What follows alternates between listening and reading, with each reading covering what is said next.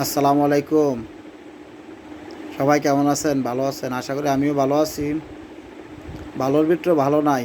আমি কিছুক্ষণ আগে আসরের নামাজটা পড়লাম, পড়ার পরে দিয়া দেখি মনটা ভালো লাগে না। তারপর একটু শুয়ে রয়েছি। আসরের নামাজ দিয়ে পড়ছি, তাইও আমার অনেক কষ্ট হইতেছে। ইশারা ইশারা পড়ি, কোনো রকমে কষ্ট করে অজু টজু করাই।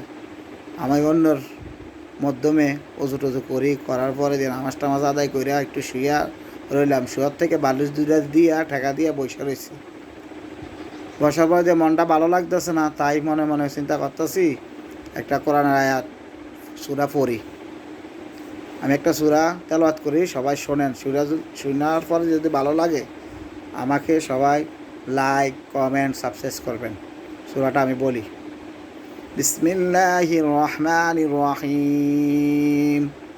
ওয়াত-তিনি ওয়াজ-যাইতুন وطور سينين وهذا البلد الأمين لقد خلقنا الإنسان في أحسن تقويم ثم رددناه أسفل سافلين إلا الذين آمنوا وعملوا الصالحات فلهم أجر غير ممنون فما يكذبك بعد الدين ليس الله بأحكم الحاكمين।